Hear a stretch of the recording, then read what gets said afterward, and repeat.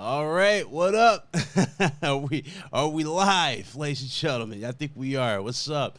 Good to see everybody in the chat. Hope you guys are doing well. Yeah, we're gonna go right into this. No intro, no nothing, because we don't need no introduction for this show, man. It's we've been waiting for this one for a minute, man. But we got a special guest, a returning special guest. Yo, real talk, man. This dude, I've known this dude for mad long.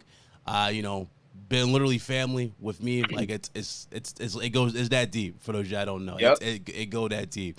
I'm talking since way before we started doing console breakdowns. And we go back, guys. I want you guys to give a round of applause, seriously, and welcome back, my brother HipHopGamer.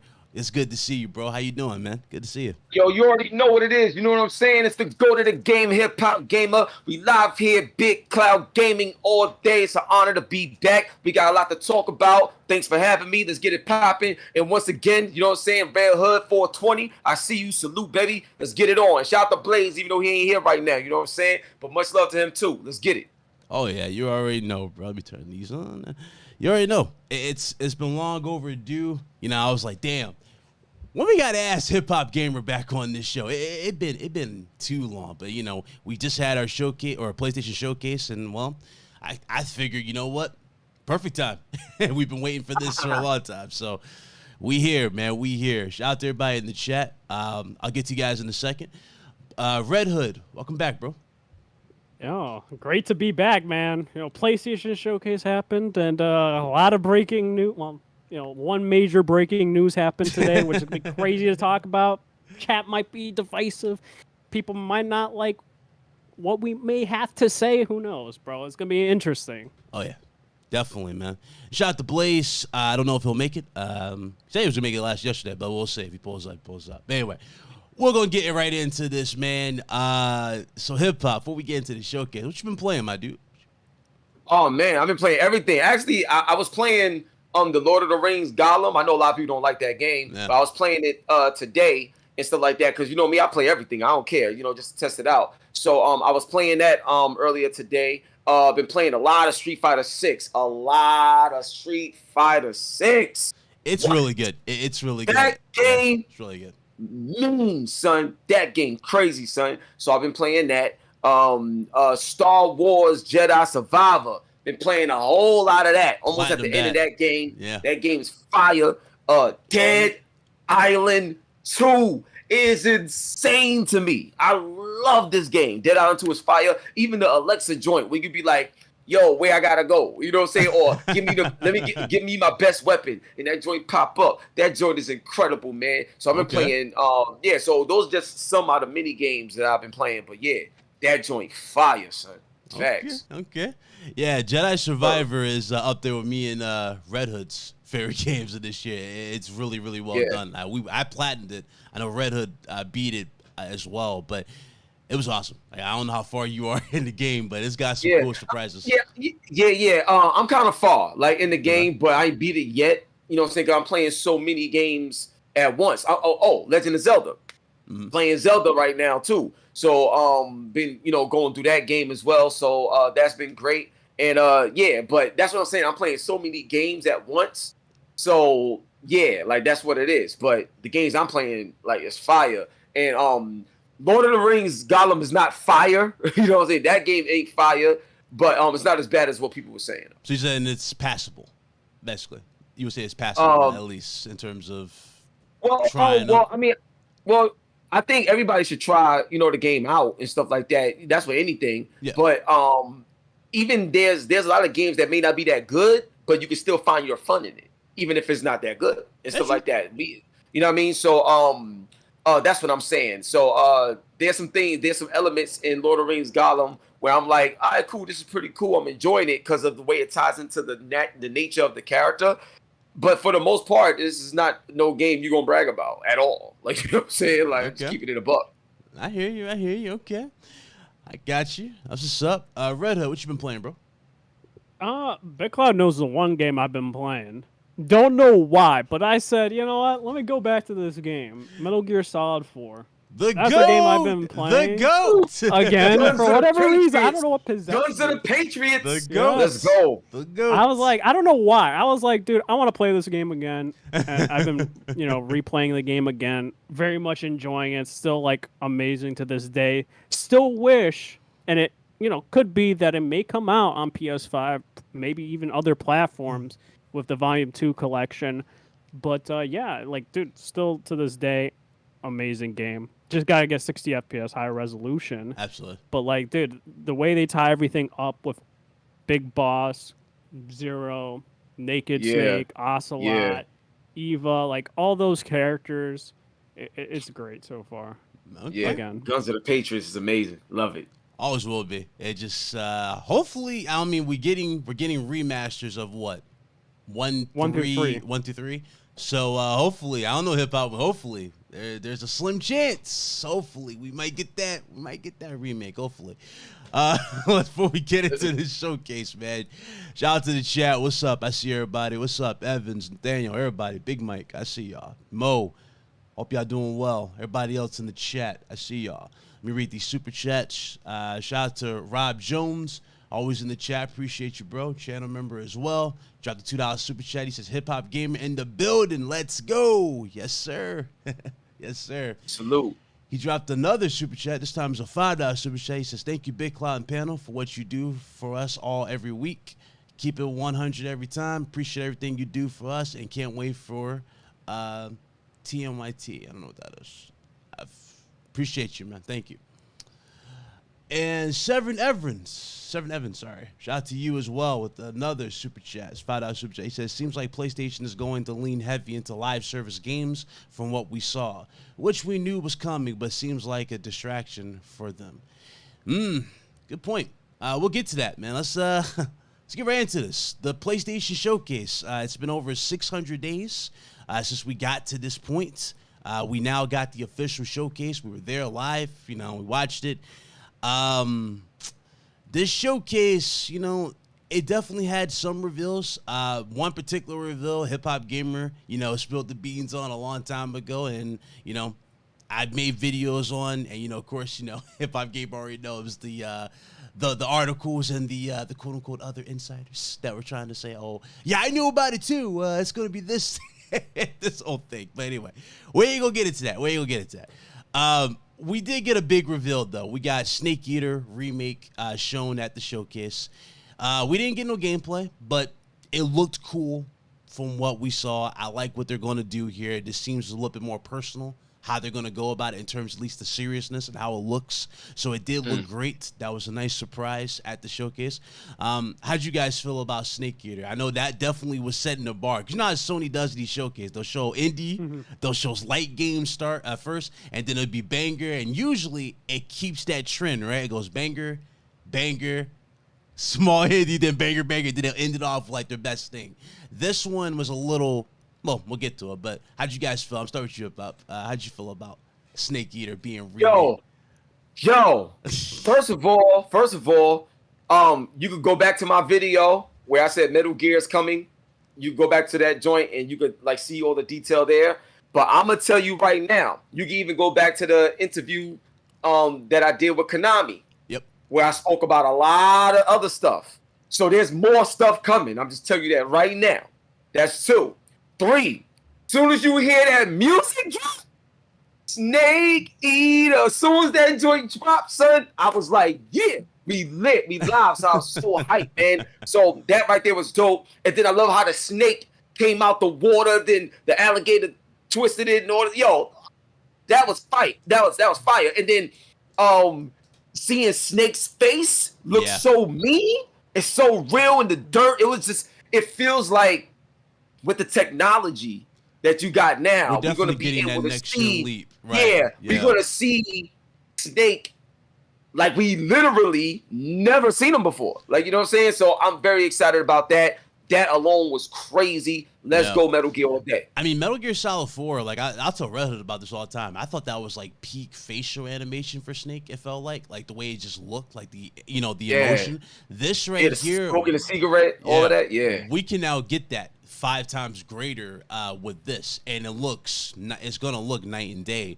I'm very excited about it. To add on to it, obviously, yeah, they did announce we're going to give remasters of 1 and 2, or I'm sorry, 1 through 3, or yeah, 1, 2, and 3. Yeah, yeah. So we are going to get those as well to tie us over. So that's good. It's going to be nice little, it's going to be cool to see. No mention of 4. But they mentioned Volume Collection 1, right? So they said 1. So that means I would assume 2, which would be Peace Walker. I don't know, maybe Portable Ops, the Acid games. I don't really care for the Metal Gear Rising, stuff like that. Maybe like that, and maybe 4. But I will say, like, they did like confirm more details after the show. Like they showed screenshots and stuff like that of the game. And also confirming, yes, we're having the old cast with the game, but David Hayter isn't really, tweeting about it like that. I think he liked one tweet, something relating to it, but it just seems like there's no re-recording. It's just they're using the original voice actors and actresses within the game. But I also heard potentially some of them might have died. Yeah. It's been a long time since we had the game. What, 2004 maybe or 5 that Snake Eater came out or something like that. But it's very interesting that they're going to start with 3 and make their way up. And I feel like it could go 3 and then Metal Gear Solid 1. I don't know if they want to remake Peace Walker. That's something like I just don't see that happening potentially. Right. And then 5 looks honestly too good at this point. And I just don't see 5, but 1 absolutely, then 2. Yeah. And then Sons of Liberty. Yeah, that game, like I remember when I was a kid, I hated it for the wrong reasons. It's like, dude, I want to play as now you're looking Solid like Snake. I was like, I wanted to play as Solid Snake. But then when you get older and then I replayed it, I was like, this is actually a really good game. Like, I just hated it just because I wasn't as Solid Snake. And Raiden's not that bad of a character like I originally thought. So it's like those games, the series as a whole is always goated. And the smart thing that Konami's doing, not touching any of the dialogue or anything like that, because it's like there's no way to reimagine that game and do it better than Kojima does. That's facts. It's like Capcom's a different story because Resident Evil's not like this huge like story intricate game and all that, where it's like Metal Gear is. It's like you just don't want to touch that. So that's something that I can't wait to see. And they said basically it seems like it's going to have the same type of camera angle and combat.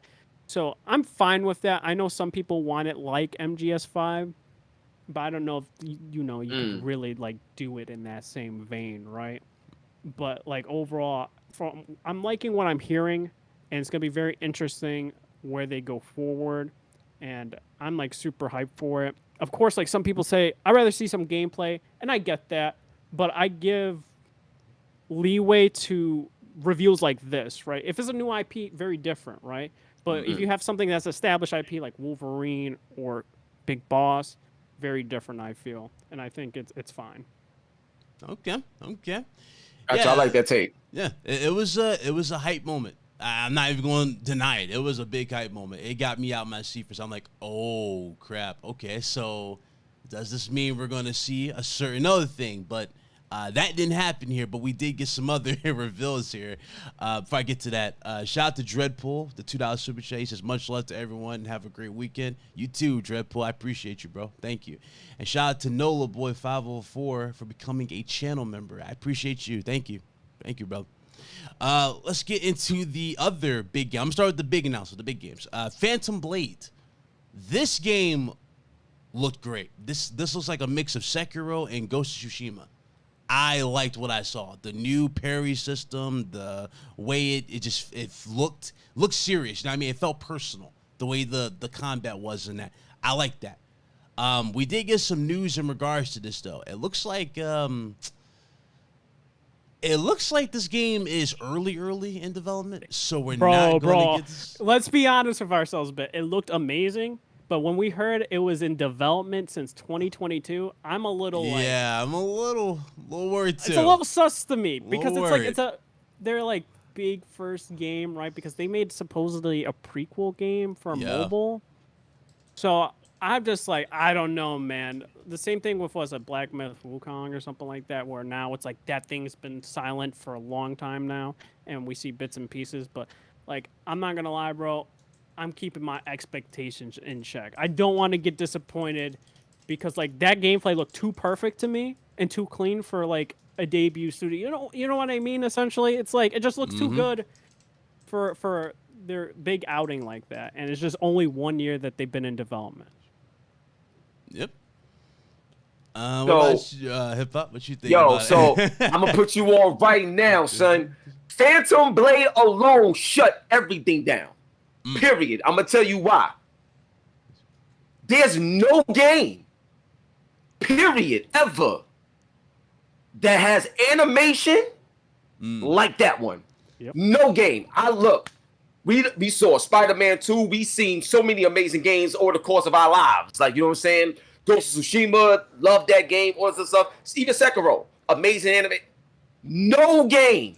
Dog, when he spit, you heard his clothes flapping in the wind. Yep. Like, clearly. Like, the attention to detail, like, all of it. No, there's no game. It kind of reminds me of Ronin, right? Because when we first saw it, I was thinking of Ronin, but it's not. It's something completely different. This like the next level. Yeah. Yeah, breathtaking, graphical detail, the voice, the music, every single element of that gameplay trailer was phenomenal. The horses, you on the joint fighting like this and doing that. The camera ain't nobody like touching that right now. Like that right there is crazy. Now, something I want to add to this, which is important, is when you look at not just the animation, but to Red Hood's point, in terms of the development time in development since 2022, what you have to understand now is that a lot of the development tools that exist now is allowing games to be developed at a more faster and efficient rate. And then on top of that, don't forget about what Mark Cerny said in terms of the time to triangle on PlayStation development kits. You know what I'm saying? Yep. Normally it would take 6 months to do something. Now it takes 3 months to do something, to get something up and running. So when you have a proper team, like I said, it's not just about this game or this IP. When you have the right team, you can get a lot done that will make people be like, how are they doing this? Case in point, Insomniac. Look at all the stuff that Insomniac has done over the course of like 4 years. All these games at this level of quality. It goes to show the development talent in terms of a studio, how they work together, and the tools that they got and the machine that they created on. And also keep in mind, this is a console exclusive to PS5. It's coming to PC as well, but it's a console exclusive to PS5. And when you look at anything that's exclusively developed and all your energy can be focused on that, you're going to get this type of turnaround, this type of quality in faster periods. So that's why I just want to say that Phantom Blade ain't nobody touching that right now when it comes to combat and animation unified like that. No game does that right now. None. Okay. I mean, honestly, this puts pressure on Ghost of Tsushima too. In many ways, like to really like go all out with the set piece, because you know they really like to push the set pieces with the first party. This definitely puts more pressure on Ghost of Tsushima too. Like I'm interested to see what Sucker Punch does with their next game. Very interested. Red Hood, what was your thoughts on Phantom Blade? Is it a day one? I don't have the hopes like HipHopGamer does. I don't know the tools. I don't know anything. I'm just your average gamer that plays games, right? I rather see the results before getting too overly hyped and all that. Like that's how I truly feel, because like I said, it's only been a year.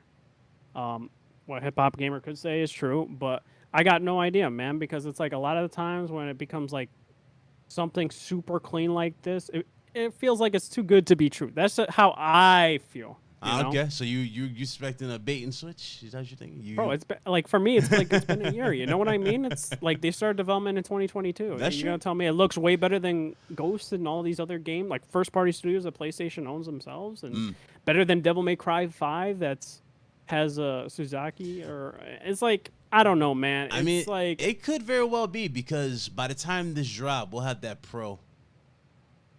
I don't even think a Pro makes a game magically better. It just improves resolution and frame rate. And frame rate, performance, yeah, more assets. It's not with the animations or anything like that, unless you're fully making exclusive on a PS5 Pro, which, you know, no studio is going to do that. Yeah. Oh, yeah, true. I mean, they usually show it on the best platform, though, that they have first before they, you know, then they'll show you the other versions. So, there you go. HipHopGamer's back. Yeah, I'm back. Yeah, I'm back. I don't know why that happened, but you know what I'm saying. But we back. But yeah, that's how it be. It looked good though. I was really impressed by that. So that was cool. You know what game that surprised me? And you know, I was sitting there going, literally, you should see my reaction. But I was sitting there going, bro, turn it off. It's like, nope. And then the gameplay started. I was like, ooh, okay, you know what? Maybe I might get back into this. I'm trying to remember because we did a co-reaction to it. It was Assassin's Creed Mirage. Yeah, dude, I was telling you that you were like you were hating, and I was like, listen, I don't like Ubisoft as much as most people, right? But I was like, this is something from what I heard, right? But I was also cautious about it because, you know, when they first revealed Assassin's Creed Mirage, they were like, listen, we're going to go back to the basics for this. It's going to be like $50 standalone, right? Mm-hmm. And I was like, okay. I mean, talk is talk. Talk is cheap, right? We need to see that in action, and they did that. And it looks like it looks return to form for Ubisoft in Assassin's Creed. Yeah. And stuff that we wanted. Like, I'm sorry, I don't really care for the RPG mechanics from Origins and Odyssey and Valhalla. It's a very different Assassin's Creed game now. But them going back to Mirage, I was like, yes, this is something I wanted for quite some time because I didn't care for the RPG stuff. But I'm not going to go, like, hating on people that like the RPG. That's a new audience, sure. But I wanted to go back to what Assassin's Creed was originally, and that is what they delivered. You know what I love too, though? This is a return to form in terms of making every, like, you know, like the little contract kill that you had to do, making them actually mean something. Because you remember, like, in the first one, they felt personal. You had to stalk them. You had to learn their patterns, what's so bad about them. Assassin's Creed 2 made it real personal. You got the little video package saying, like, oh, here's the real reason why you want to kill this guy. He killed this dude. He stabbed this dude in the back, stole his wife. I'm like, oh, yeah, he got to die. Like, I like that. That looks good. I like this. So I'm actually on board with what I've seen here. This is a nice surprise. Very, very cool. What you thought about hip-hop? Are you day one for Mirage? All in? I'm day one for Assassin's Creed all the time. That's one of my favorite franchises, period. I don't care. Keep bringing them out. You know what I'm saying? I love Assassin's Creed. I'm going to get Mirage, period. And for me, when it comes to like the RPG elements that Red Hood was talking about, whether they there or not, as long as the game look great and plays great and the story is dope, I'm locked in. And one thing I will say though, Assassin's Creed, right? One of the big things I love about Assassin's Creed, and it really started heavily when Syndicate came out. Yeah. But the combat in Syndicate is some of the best. Felt like it felt like I was playing a hybrid of Spider-Man and Batman Arkham.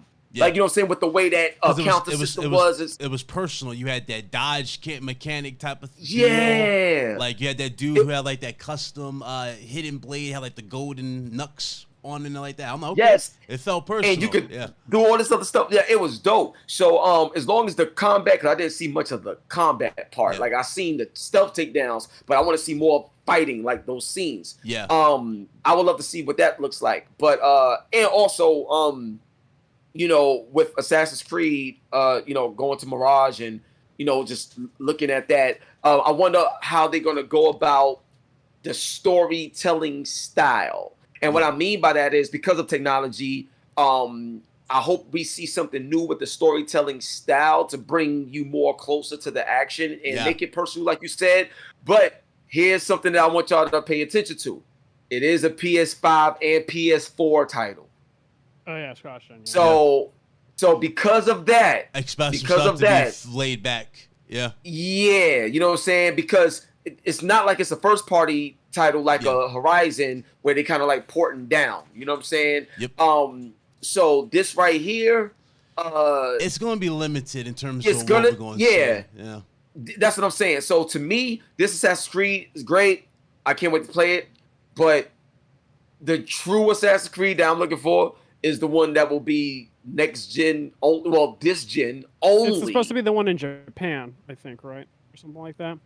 Maybe. That one that's supposed to be current gen, because that's what they were talking about with Mirage. But like I said, it was like a CG, like type of title card or something.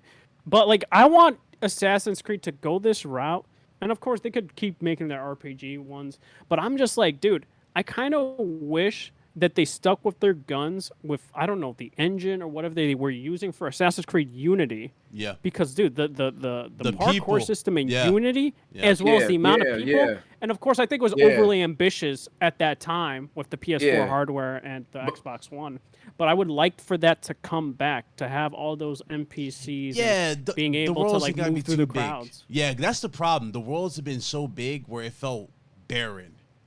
Especially with the RPG, you know what I mean? It didn't really feel like there was a lot of people there. Even when you go to these little islands, it feels desolated until you get on there. Then the game kind of loads in some random. You're like, wait, I didn't see you earlier, you know, type of thing. So I do feel like they could like fall back a little bit, not make the world super big, have it just be, you know, reasonable, like Assassin's Creed 2 style. I thought those worlds were fine because it was fully populated. It was a lot going on, a lot of different stuff you could see, and then you just had some cool stuff you could interact with.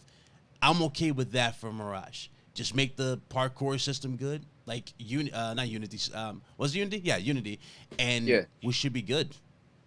But one thing I'm going to add to that, and this is like a little exclusive. I'll just throw out a little piece of something. Breaking news. But Assassin's Creed, get ready for something more present day. So Assassin's Creed is not gonna as it continues, there's gonna be a time. It could be possibly 2 to 3 years from now, but it's going to be a time where Assassin's Creed story will be told in present day. Present day. Oh, in the future. And okay. Yes, but the interesting thing about it is going to be a big reversal, and you're going to see what it's like for someone of old to operate in the new. Our world. Okay. So it's like something like similar to what the original creator for Assassin's Creed was kind of trying to do, where they were building up Desmond to have like a modern day Desmond game, but then of course they got changed it. Yep. So let's just say that I'll just say that has not been forgotten. I'll just leave it at that. Okay, I'm not even gonna press on it. I'm not even gonna press on it. You know what I'm saying? Okay. You know how I get down. I say it, and then 2-3 years later, people try to take credit for it, and then I gotta come back and be like, no. And then show the video, and then settle like that. You already know. I gotta drop the tweet, and dudes be like, wait, he said it? Yeah. Here's the clip. Yep. All the time. That's how it be. But we talked about this off air. That's how dudes are, bro. That's how it be. Even when we talked about PS5, remember we broke down specifications? Yep. Remember what they said? All of that. Remember that? They was like, it can't do ray tracing. Hip hop. Yep. It can't have that. I'm like, okay. That's what you believe. That's what you believe. And then what happened? It was like, wait, how's it doing it? Because we told you, explained it. Exactly. And then not only that, you know what's funny? People was calling me real crazy when I talked about the temperature change in controllers. The controllers, and then it came out, or it was mentioned. They just revealed how they was going to do it. And you just gotta wait. Yep. The only thing we're waiting on too, they're really trying it, but you remember it was like that smell thing, that smell type of thing they're trying to do for VR. I think that was also going around as well. But again, people don't want to give props to this man, so hey, y'all know I'll be in the chat. Everybody hit that like button, man. Let's go ahead, man. Shout out to Rob Jones giving another $2 super chase. It's HipHopGamer. So GTA 6 looking good. Just joking, man. Yo, listen, I can't say anything. But shout out to my dude, Strauss Zelnick.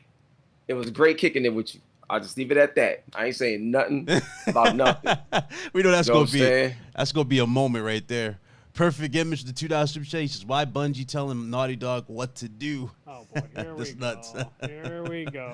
Okay. I told you people were gonna blame Bungie. We're gonna get to it. We'll get to it. Trust me. I said There's it. a I lot said to it, unpack. like, There's a lot. Some to people unpack. are not gonna like what I have to say. I know. We're gonna get to it. We're gonna get to it. Mm. We're gonna get to it. Y'all stay tuned. Y'all. We got y'all. We got y'all on the show. We got a lot to talk about. So we got that out the way. Another game that was shown, Helldivers. I forgot all about this. Looked good at the that showcase. looks good. Yeah. It used to be like top down, right? Yeah. And now they're going a different camera Looks angle, third which person. I think it looks actually pretty dope. And it's supposed to come out this year, later this year, or something like that. Yep. And I think it looks cool. It's like, you know, like the I didn't really play the original, but like seeing like the whatever the alien things are, and you're seeing like their legs like come apart and stuff like that. I thought that looked cool. It's gonna be very interesting as a co-op game. So I'm like actually like pretty interested in like getting that game and trying that out. Oh yeah. Final Fantasy 16 was shown again. This wasn't a new trailer. It was the same trailer, I think. No, it's a launch trailer. Yeah, it's the same trailer. Yep. So No, it's not the same trailer. No, it's a new trailer. It's a launch trailer. Okay. But to me, they didn't have to show it again because they did a whole state of play on it. It's fire. We gonna buy it. We already know. Like ain't nothing else. You don't have to sell us on it anymore. It's amazing. And even though they showed something new because it's a launch trailer, the game is ridiculous. Like Final Fantasy 16 is ridiculous. It don't make no.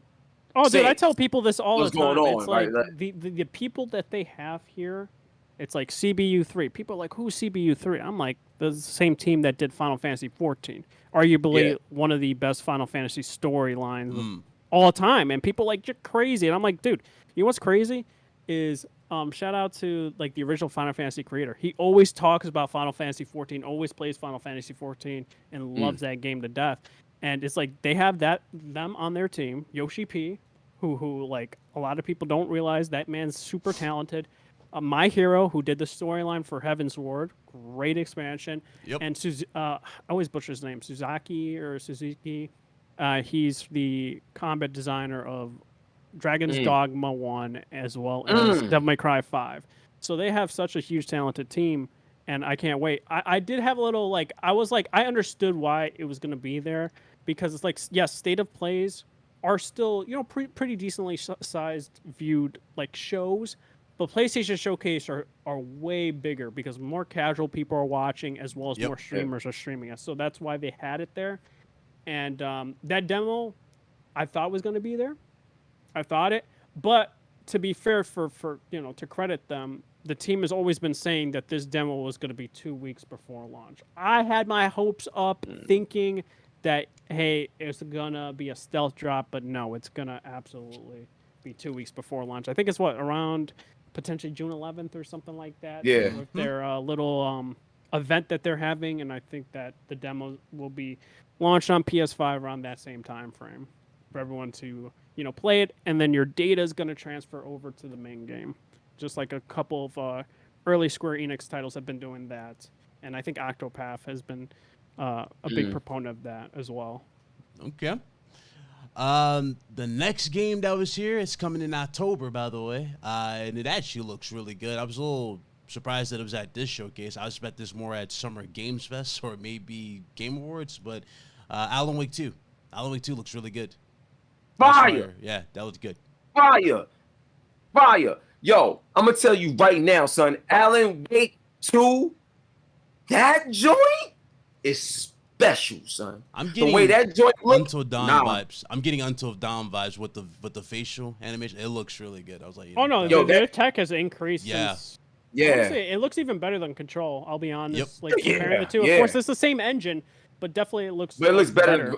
It looks better than Control. That joint is fire. Gameplay look crazy. Yep. Like the physics, the sound. I pay attention to all of that, man. This joint, Alan Wake 2, is crazy. And like it's funny. It's amazing how we're having these major conversations on these dope-looking, crazy games. There's still more to go through. Yet people complaining about the showcase. This is funny to me. But anyway, we're gonna get into all of that. I'm telling you right now, Alan Wake 2 this year, I need that.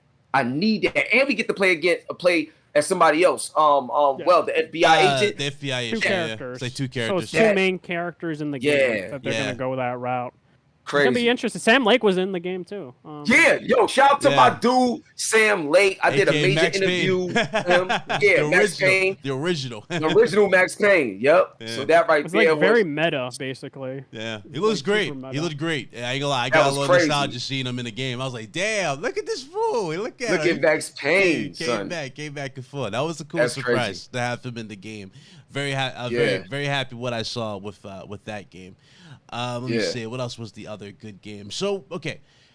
So Hip Hop, you already know I've been talking a lot about Haven Studios. I've been really interested in what Jay Raymond is working on. I've been wanting to at least see like a trailer or some gameplay, something to see what we're gonna get from her. We did get the official reveal. It's called Fairgames. Basically, it's a competitive heist game. At the end. Yeah, it's basically a competitive heist game. This is one of their games as a service because it is going to be PS5 and PC day and date. So this is a games as a service. From what we saw in the trailer, it's basically a cross, or in terms of the style, right? It looked like a cross between Watch Dogs and Payday. That's what it looked like. Yeah, it looked like a cross. You know what I mean? Like they got powers with that and they're robbing. They said it's like PvPvE basically type of game. Yeah. That's where we're getting the vibes. It looks cool, but again, no gameplay. I can't really say much about it. CGI, you only can do so much with CGI. I will say this one but has it gave us a better idea. Yeah. But still rather have wanted CGI. Not CGI, but with gameplay. But the other ones, which we're going to go over, did not give you any clue, really. Where this one kind of gave you clues, but whether or not, is it third person, is it first person? That's the issue I had with that trailer. I was like, dude. Yep. It's like there needs to be gameplay being shown, especially I had a huge criticism, and I said this last year at Summer Game Fest. There's not new a lot. IPs should not have CGI trailers because how am I supposed to get hyped about a game I got no clue about? What genre is it? Yeah. What is it? First person? Is it third person? And that's the biggest criticism I had with Jeff. And I have to keep that same energy with that showcase. With that game, I'm like, dude, I need to see gameplay. Like I mentioned, Snake Eater, very different. Wolverine, very different because these are established IPs that you can get excited for. Hell, even Fable for Microsoft, very different because it's an established IP, and you get excited for it. But a brand new IP, I'm like, I don't know. At least do what we got on the PS4 gen. Yeah, I remember when the Order 1886 was first announced. We didn't see gameplay, but we saw that moving title with the water, and we got that dark soundtrack, and it's like, "Be aware of the night" or something like that. And it's like, okay, so it's gonna be a dark game. Okay, I'm looking forward to it. Then when we got it, it was like, oh my god, that looks good. That.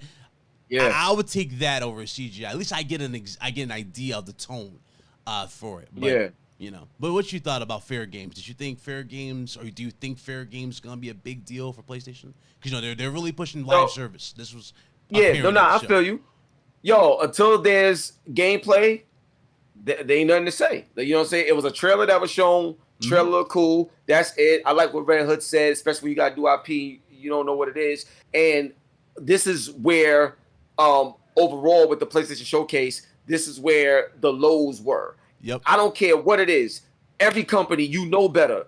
Don't show CGI. Something if it ain't ready. Like, you know what I'm saying? To be shown or played or whatever. Like, don't do it. Because all you doing is showing me something, but not telling me nothing. Right. You're setting you're showing me something, but you're not saying anything. Exactly. It's kind of like Starfield. Remember, like a lot of people thought Starfield was going to look drastically different gameplay-wise from what we saw from the first trailer CGIs, and then when we got it, it was like, that's not what was in that CGI trailer. It's the exact same thing. It's like a bait and switch. And speaking of that too, I think it was Fire Sprite. We got Fire Sprite's game at this showcase. I don't even remember it, man. I'll be honest, I don't even remember. I know the name of it. It's Concord. Concord. Yeah, Concord. Okay. This is also, if I remember correctly, on my notes here, Concord. Hold on. It's on here. Concord is going to be...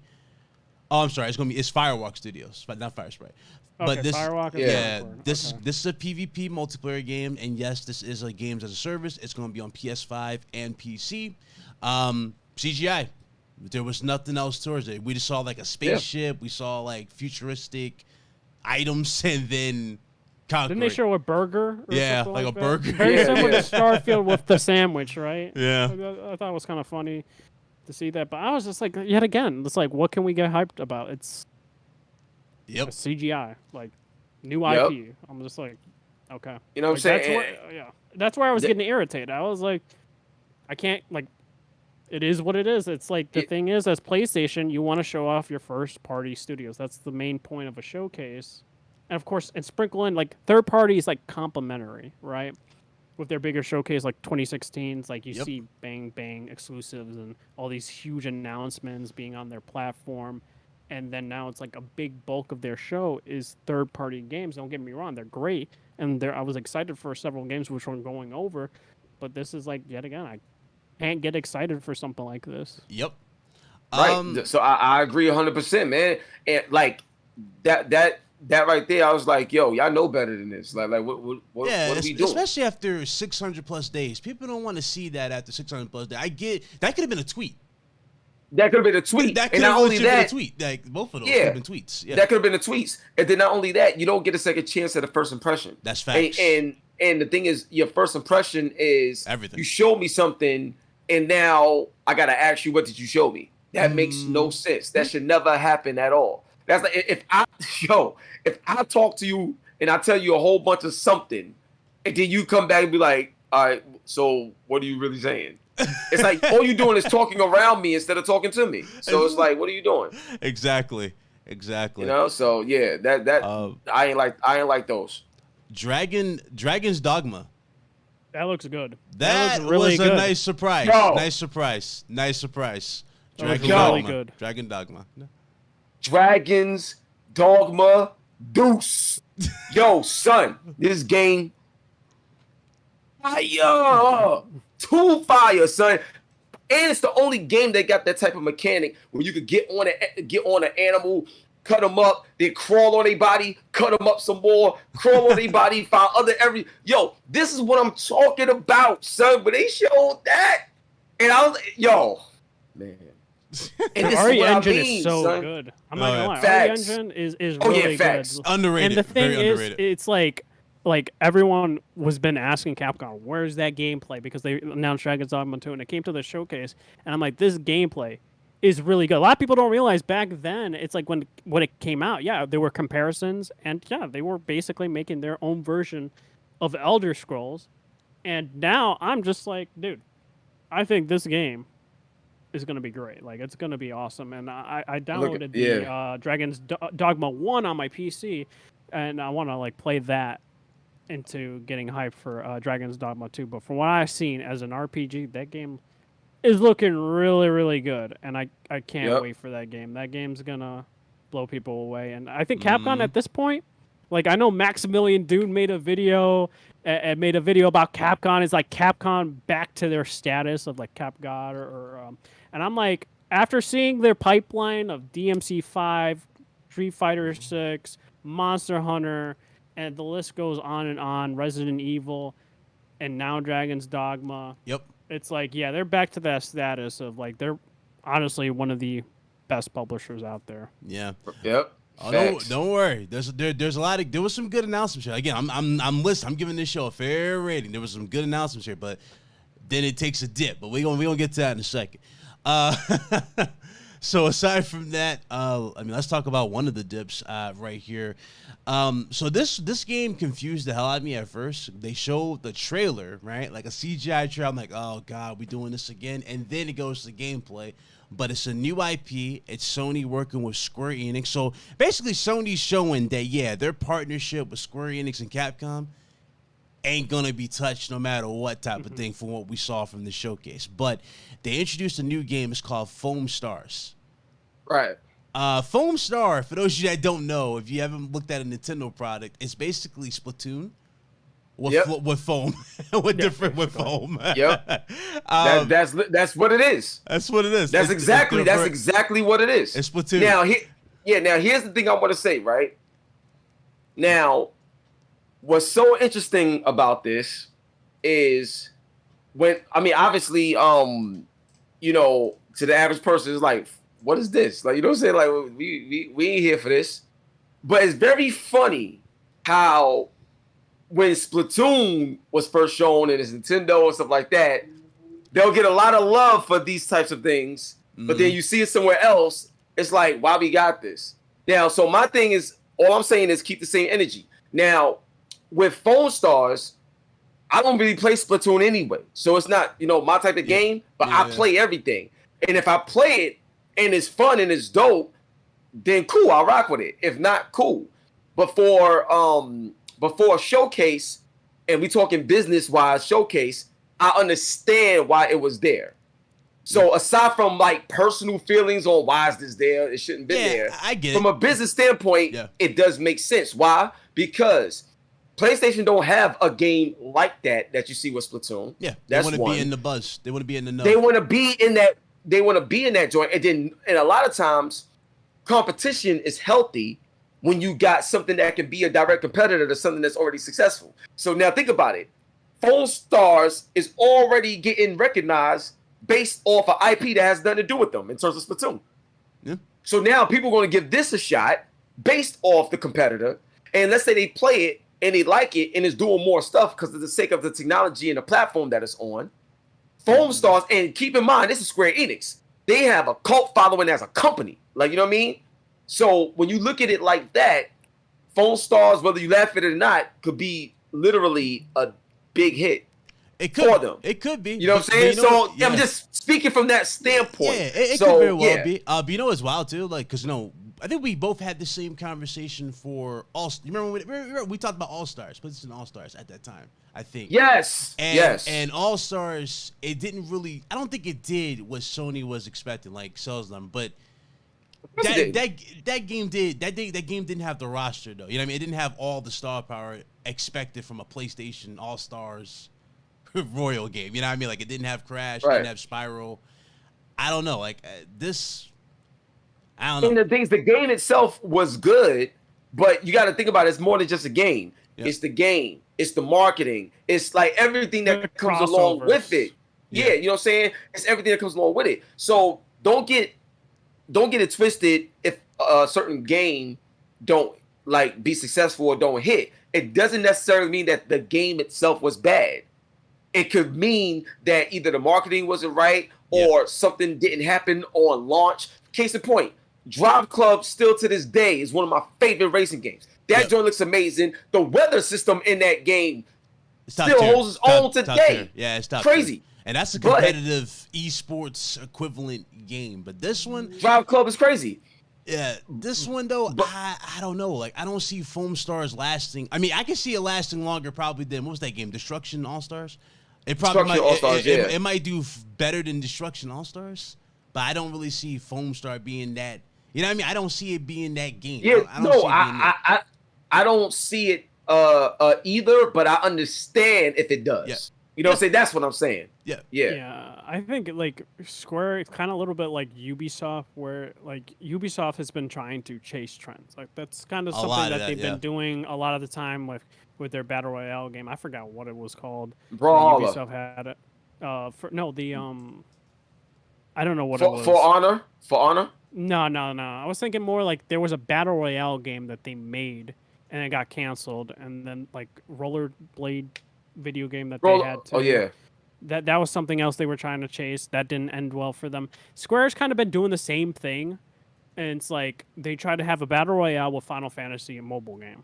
Yep. I think it's First Class Soldier or something like that. That game didn't take off. They canceled it after a couple months, and it seems like they're trying to do it with this. And then they had like a Chocobo game or something like that. I don't think that did well, but like the thing for Square is like they got to make something really unique for a live service game. And I think a lot of companies need to make something really unique if you're going to chase the live service, trend, right? Yep. And it's like, if not, you're, like everyone's going to be like, you're a cheap knockoff. You got to do something special to differentiate yourself against the competition. And people are like, what do you mean by competition? It's like, these games are trying to take your time from the other games, right? The Destinies.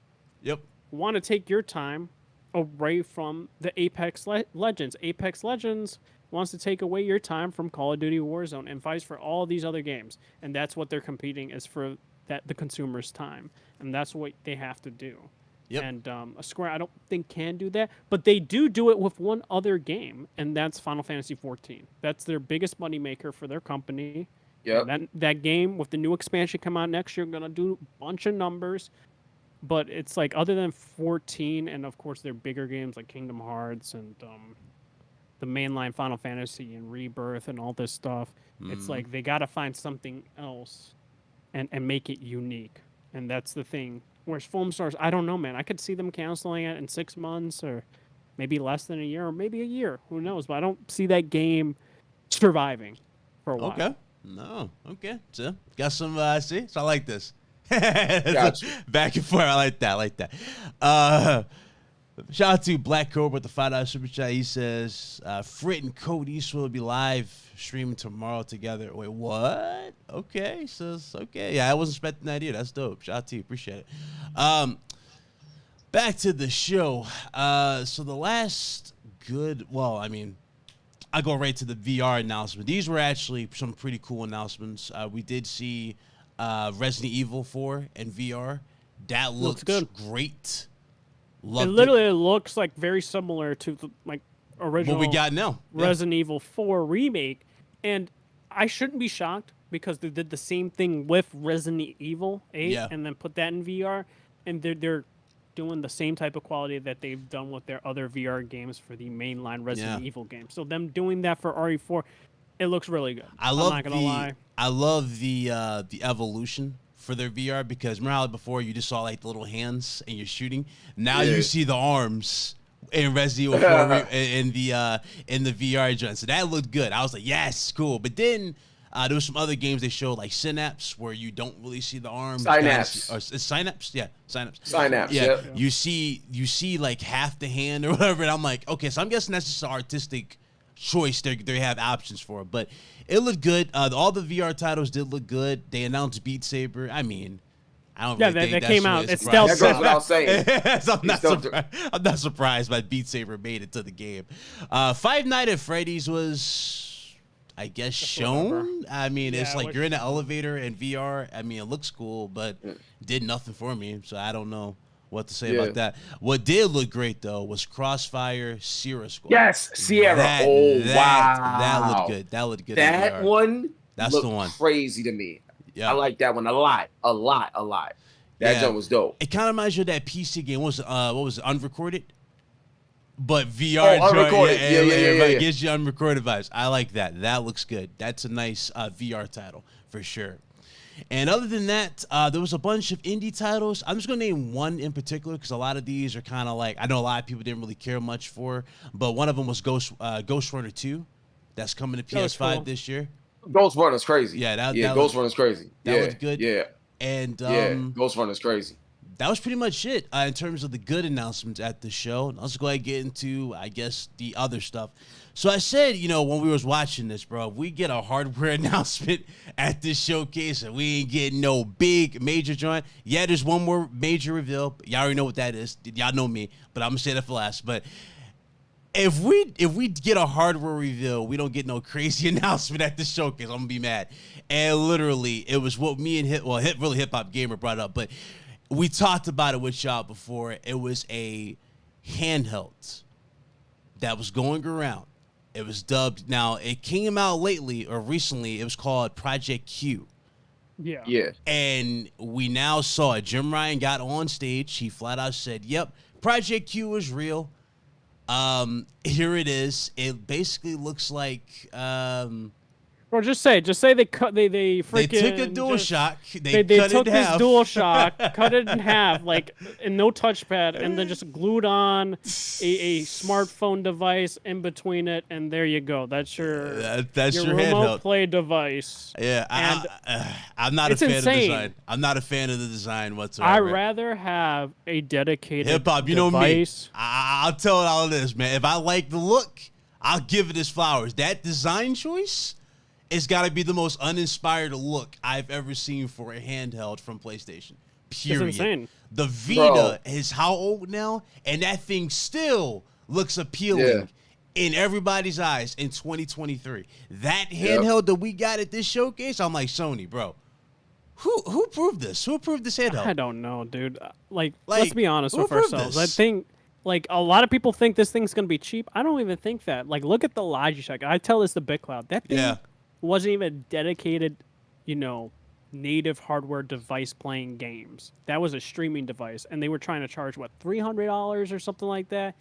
I could see PlayStation potentially going that route, maybe $250, and I don't think it deserves that type of price tag for a remote play device that you could do on a PC. That I think there's an app, right? I could be wrong. There's a remote play for that too. So I was just like, dude, this thing is insane that they're gonna charge that type of price for a remote play device. Where it's like, dude, you got the Steam Deck, you got the ROG Ally coming out. And now you got this. It's like, dude, people want to play native. It's just too convenient. Native hardware. Yeah, it's too convenient. The ROG Strix Ally is being shown. It's like, oh, let's come out with this. I'm like, first of all, here's the wild part, and I know HipHopGamer can attest to this too. The DualSense controller is one of the best controllers ever made. But you know what? There's a problem with the DualSense controller, and it's the analog sticks, stick drift. I don't know if y'all have been getting it. I have. I've noticed some people have been posting about it. I think people have been getting it. I didn't get it, but I can't ignore if it's people. If it's happening. You know what I mean? I can't ignore that. Here's the thing. Here's the thing. I don't know if they're using different analog sticks for this handheld, but if they're using the same ones and this thing gets stick drift, what then?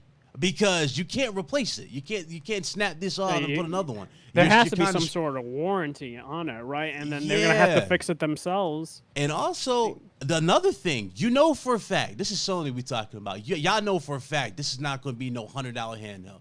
This is going to be in the $200 to damn near $300 price range for this handheld. And then on top of that, they announced their new wireless earbuds. And I have those things. I use it for work. They're probably gonna be. And the thing is, these things aren't cheap.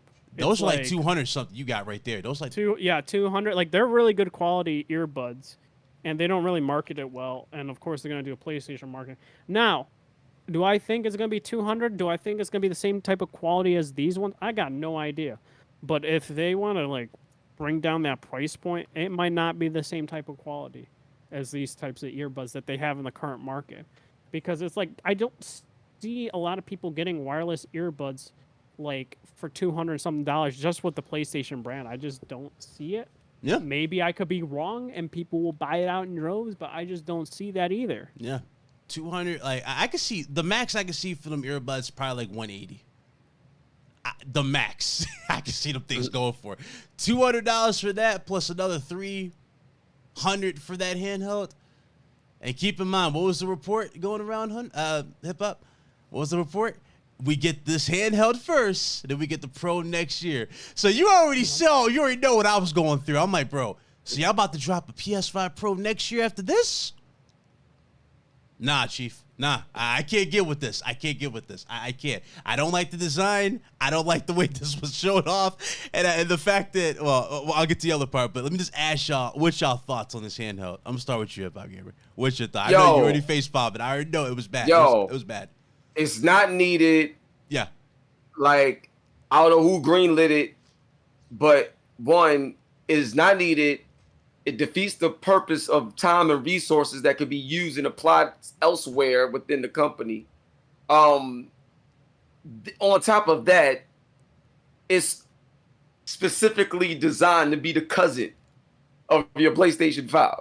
Not even the cousin, the stepchild of the PlayStation 5.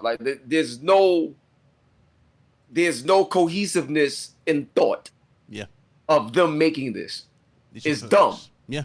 And when you already have the ROG Ally out there and the Steam Deck that can play everything. And when I mean everything, I'm talking about all the old games, retro. No dedicated operating system. You can just put whatever you want on them. It's do whatever you want. You're free.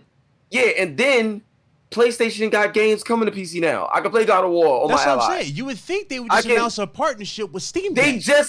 They just announced all these live service games that's gonna be coming to PC anyway on PS5. Exactly. What? Why? It makes no sense. It doesn't make no sense. This right here, to me, the only type of sense I'm trying to make of it is for them to see if there's still an audience within their own ecosystem. Oh, to possibly greenlight their true competitor, the ROG Ally and stuff like that. So this right here, is probably a little test run to see what people really think or would say or whatever, just to get feedback on something. Because companies do that. Yeah. So I'm just saying. Here's the thing, though. Just to go back what you said too.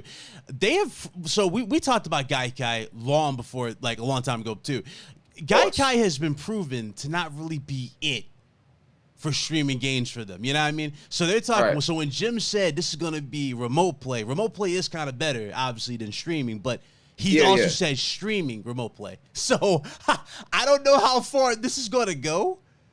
And I don't know if you're going to take this outside, but if you're just spending $300 just to have this in the same, you know what I'm saying, in one area of the house, it defeats the purpose.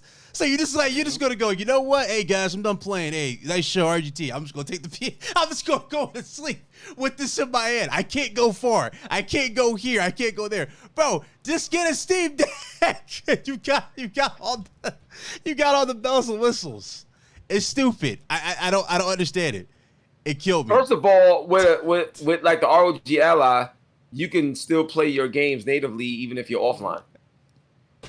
Exactly.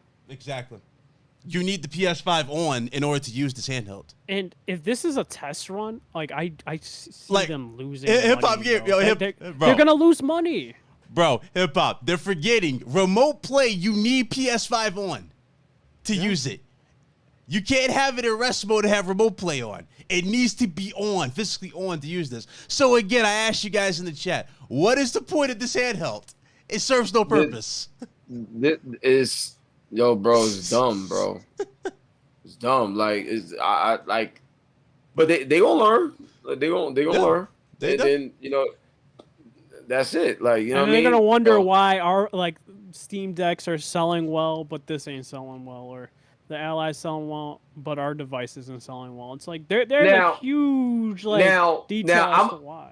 Oh, sorry to cut you off. Now, there's one thing that I do want to say that I don't think anybody else has said, and the only reason why I'm bringing this up is because of strategy.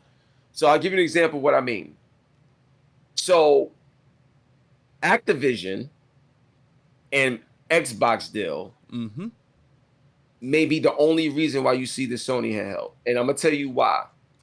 So cloud streaming. Obviously, this is years and years and years and years and years in the making. Yeah.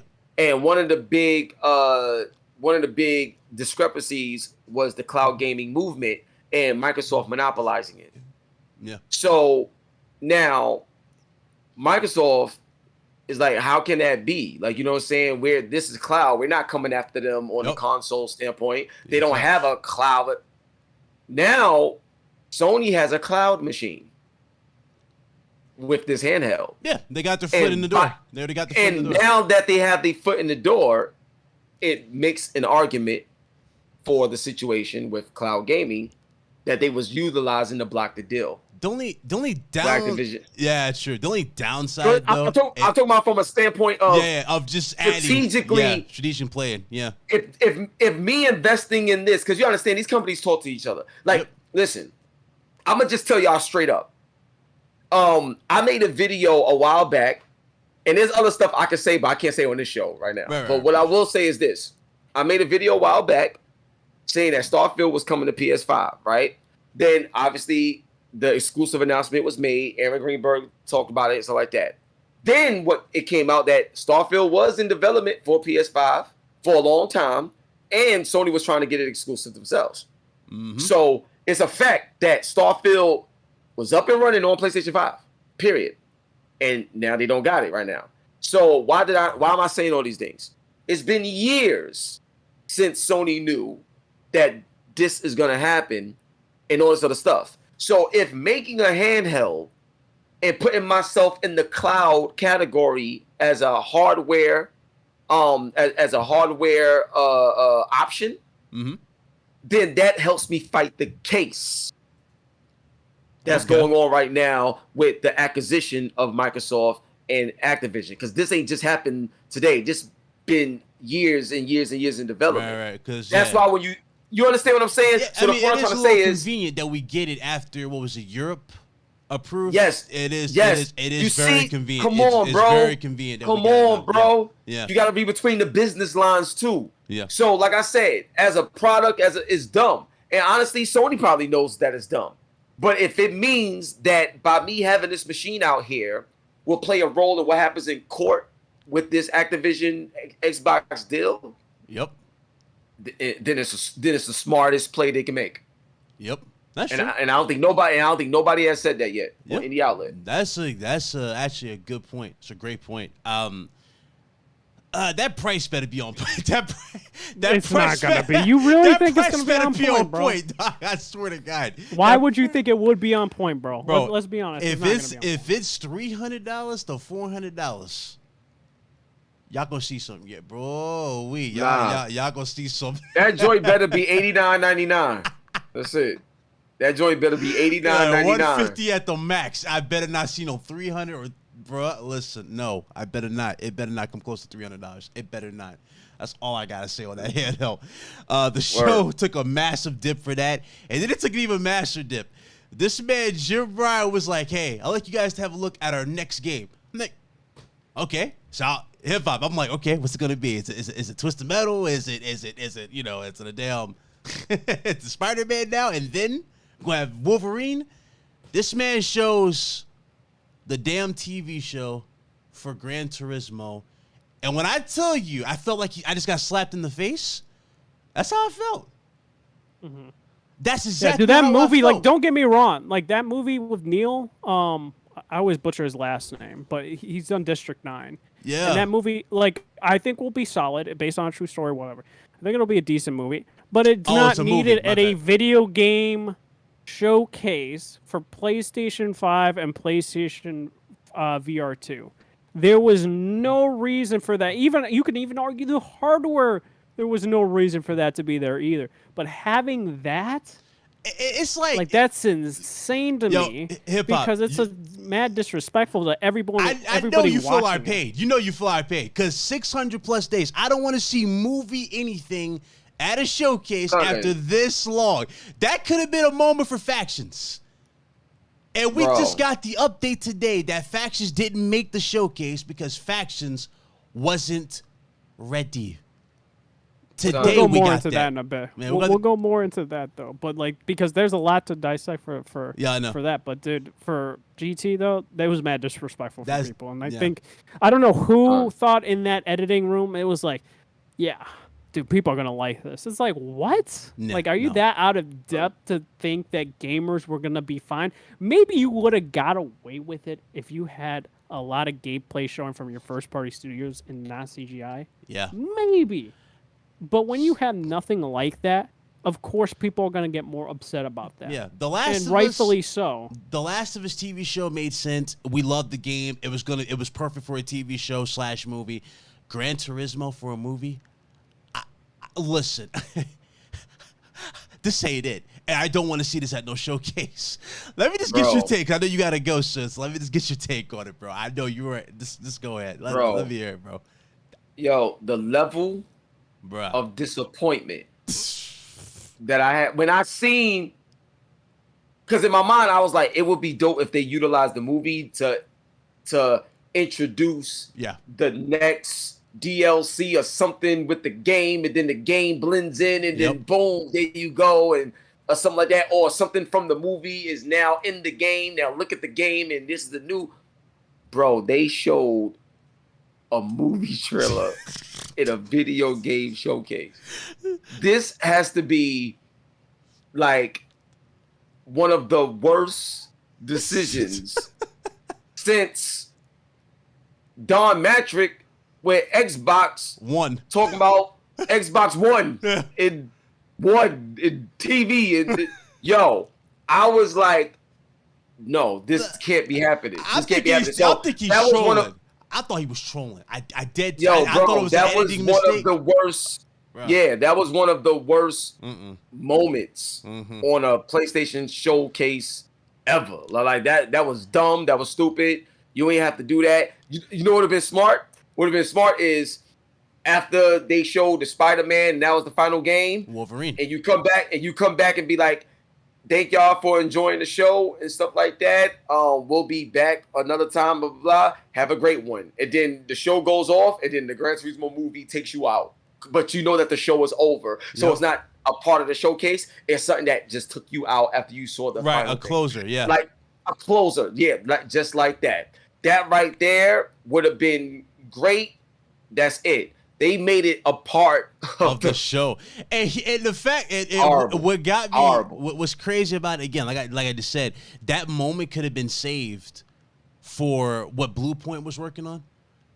Yeah. For what, you know what I mean? Like, I would have taken a CGI reveal or something over that. I'm dead serious. Like, I'm dead serious. Like that right there was just like, it's unnecessary. Like I expect that to be a Jeff Keighley show. Yeah. Yep. Be fair. I expect stuff like that to be on Twitter. I don't expect that to be at a PlayStation showcase. But he then said, I'm going to show you guys another game. And again, it's like a double slap. It's like, you didn't show me anything, Jim. But he's like, I'm going to show you another game. And he shoots to arguably my most anticipated game, my most anticipated sequel. Yes, I had to save this for last. Y'all know I'm a Spider-Man junkie. This game looks... Listen, I put a tweet out. I don't know if you saw it, HipHopGamer, but I said, listen, y'all need to put respect on Insomniac's name, period. These dudes have been doing God's work on PS5. They've been keeping PS5 relevant, in my honest opinion. These guys are the go-to studio. They are the MVP, period. Naughty Dog couldn't even come through for you guys. These dudes always find a way to come through for y'all, whether it be a reveal like it was with Wolverine, whether it be the Ratchet and Clank situation, or in this case, Spider-Man 2.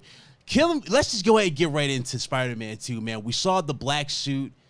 This whole thing blew my mind. They even managed to show that, yes, they blurred the lines between what we've seen in the video games from the movies. Y'all know how in the movie Spider-Man has the wings. He can glide. They finally put that in the game, and the traversal.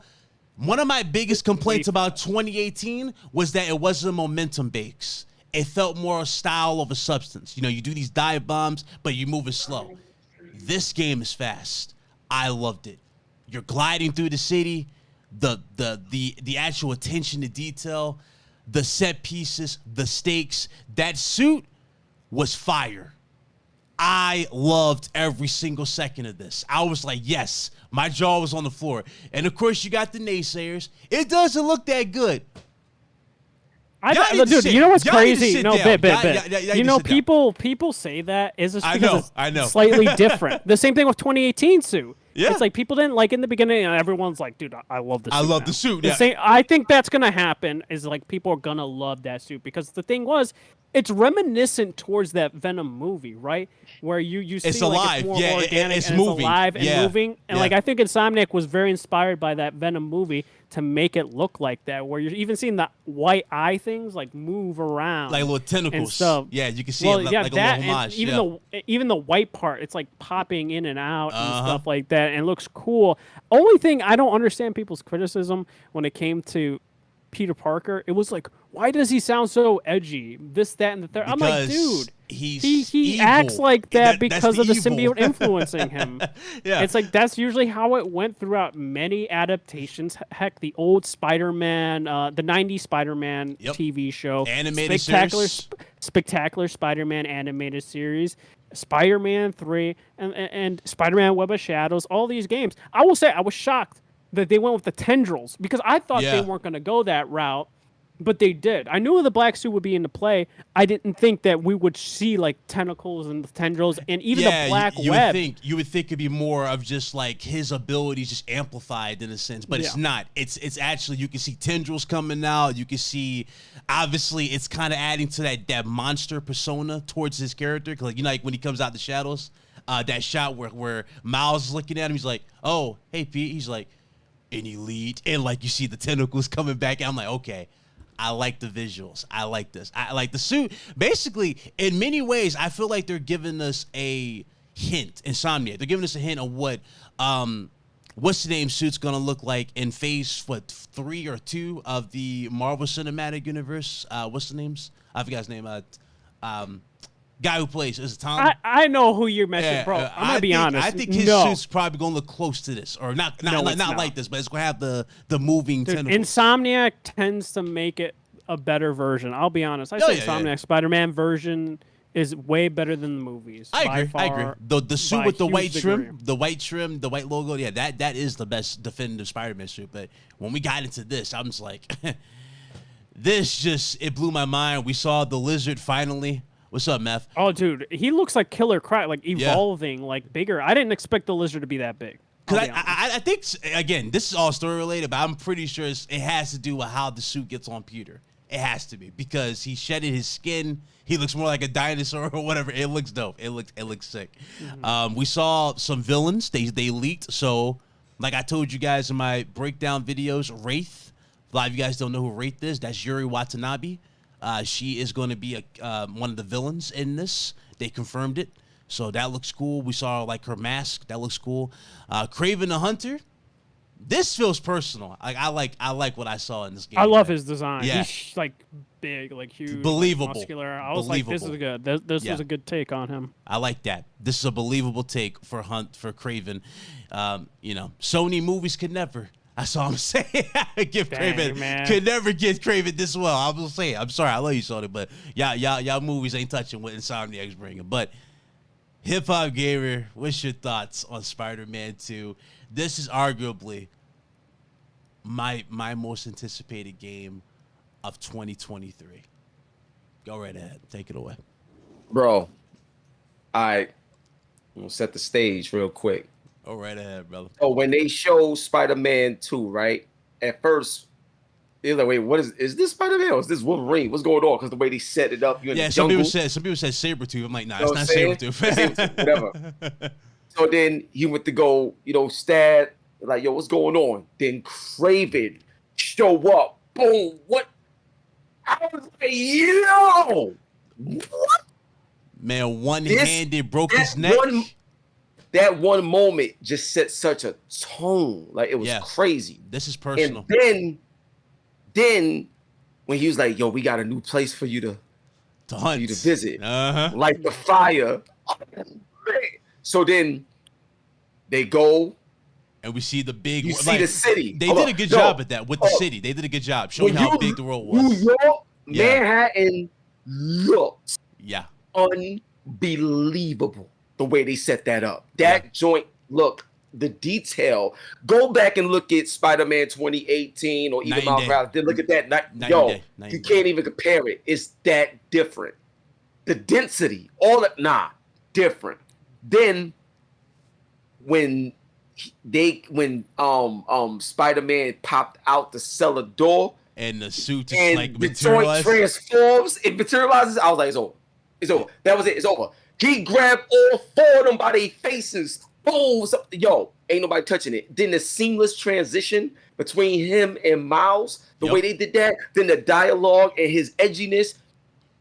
This is why it made personal. It felt personal. It felt more personal. Even when he was raw. When he was flying, gliding, like they did that thing like you can zip line, he contorts and goes through like stuff. He does that now when he's in the glide suit or he's gliding. So I'm like, yo, they were just adding layers to this game that already were great in 2018. They added more layers and it looks so good. And what I love too was when he was talking to Miles and he was getting aggravated with Miles because Miles couldn't stop. He was getting aggravated because he's impatient. Have you stopped it yet? Have you stopped it? He's like, no, I have not. So how about alley-oop on 3? Fine. Like he's getting really mad. He's like, yo, you go back to the city. I'll handle this. He's like, wait, he's got big teeth. So do I. And he goes off. So do I. Yo, I was like, okay.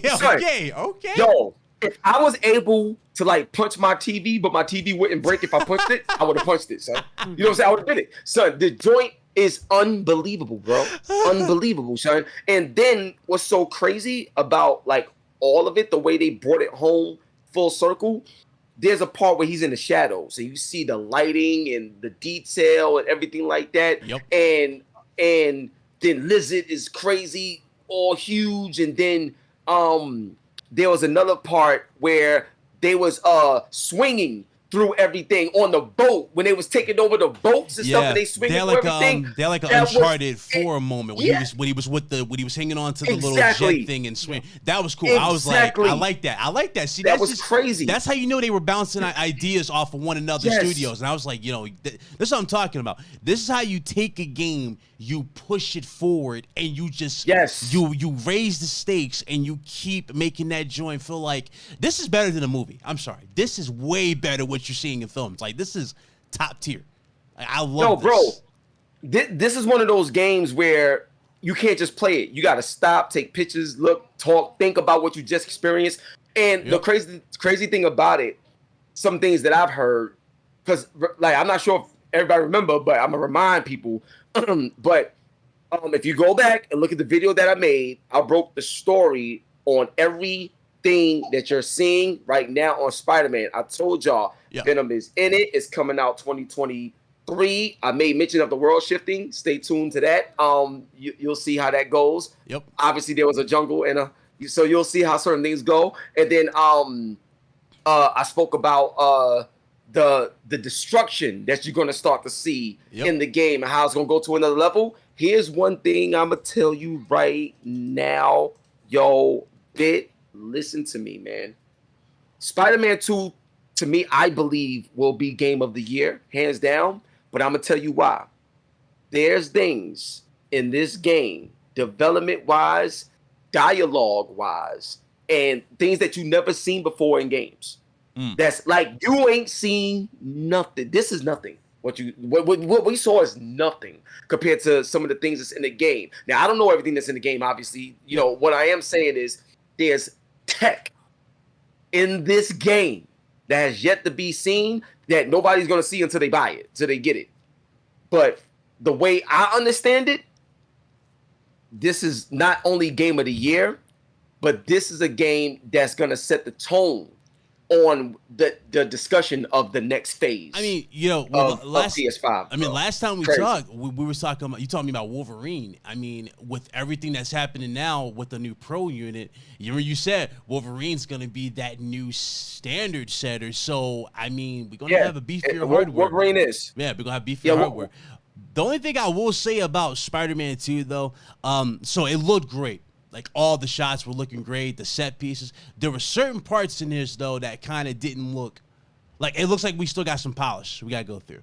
You know what I mean? I'm wondering if it's an old... We still got polish. If it's an older build, because I know, like, Final Fantasy has done that with previews and stuff like that. That's an older build that they show off. I don't know whether or not Insomniac's doing that. Yeah, so I think... Because, we're not... Because, from what we know, from what we learned from Tony Todd, because he spilled the beans, he said marketing for this starts in August.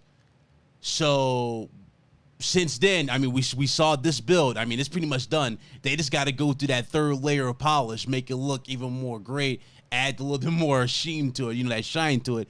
But it looks good. It looks good. Like, from what I saw, I was like, damn, that's next tier. What I'm excited for. So look, I ain't gonna front, bro. I do got to get ready to run, but I want to end it with this and stuff like that. Here's what I want to say. Because I saw a lot of people talking about the showcase. Here's what I want to say, right? And I go for Red Infamy had made mention of this as well. But I want to say this. The very showcase. Shout to Red. Yeah, of course. You know what I'm saying? So one of the things that people will say is looking at this showcase, it wasn't up to Sony standards, right? I mean, because we had state of plays that were more eventful than this. That's why. That's what I'm saying. So now here's I'm gonna just lay this out and I'm gonna bounce. So one thing I want to say is when you look at a lot of artists and they come out with that first album, like a Get Rich or Die Trying, you know what I'm saying? Nas, Illmatic, and all this other stuff. Everybody's trying to live up to that first album moment, and people have a way of not letting you continue to be great even when you show off something that's amazing, right? So here's something that's interesting, and this goes back to what Red Infamy was saying. So if let's say Xbox had a showcase like this, people would be like, yo, that was dope, because it's coming from Xbox. But if Sony do it, they could have did better, because the standards are different, because the bar has been raised so high on Sony's part, whereas the bar isn't the same when it comes to the Xbox part.